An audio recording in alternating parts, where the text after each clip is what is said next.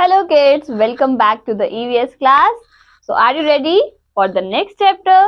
Chapter number 17, Means of Communication. So let's revise. Write your address on this postcard. Here is postcard given and you have to write down your address. And part B, make your names book. Here, cut out headlines from the newspaper for a week and paste it here. So let's begin. Communication means sending and receiving messages, ideas, thoughts, information, etc. The things which help us to communicate are known as the means of communication. In our everyday lives, we communicate with so many people. Let's see the fascinating fact here. In earlier times, messages were sent by using pigeons. Men were also sent from place to place to deliver messages. Now, let's move on to the postal communication. Postal communication is carried out with the help of letters, postcards, envelopes, and inland letters. It is one of the cheapest method of communication. Postal communication takes place through a post office. So, have you ever visited a post office? Good. Next is writing a letter. So, students, first of all, we write a letter. We put it into an envelope and seal the envelope. Then, we write the address of the person we are sending that letter to clearly on the envelope. After that, we also write the PIN, postal index number code on the envelope. The PIN code is fixed for each city or area. It helps the letter to reach at the correct address. Next step is we write our name and address on the back of the envelope. And lastly, we fix a stamp of appropriate value on the envelope. Here in this picture, you can see envelope with address and stamp. The stamps can be purchased from a post office. Now, here is an activity.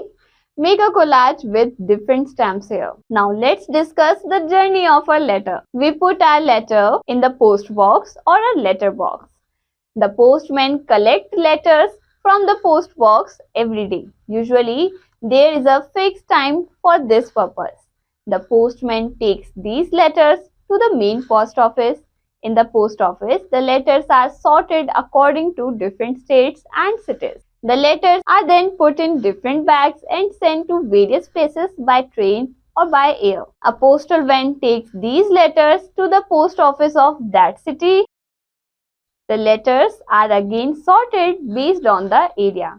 The postman of that city delivers the letter to the correct address. If we want to send letters to people living abroad, aerograms can also be used. If we want to send our letters quickly, speed post and courier services can be used. Here you can see the picture of postman doing his job. Now let's move on to telephone. Telephone is the fastest means of communication. We can talk to any person in any part of our country or world by just dialing his number.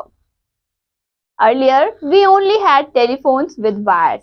Nowadays, we can also have mobile phones. They do not have any wire and can be carried anywhere. Mobiles are also used to send and receive messages. Here is picture of telephone and mobile phone. Now next is computer. A computer is a modern means of communication. It uses a worldwide network of computers called internet. We can search any information on the computer by using internet. We can also send text messages, pictures and documents through email with the help of a computer. Here is a picture of computer. Now next is means of mass communication.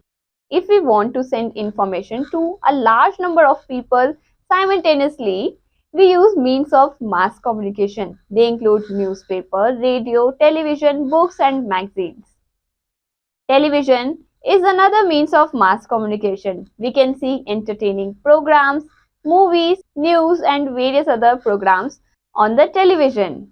There are many channels on the television where we can watch cookery shows, general knowledge programs, etc. Here is a picture of a television.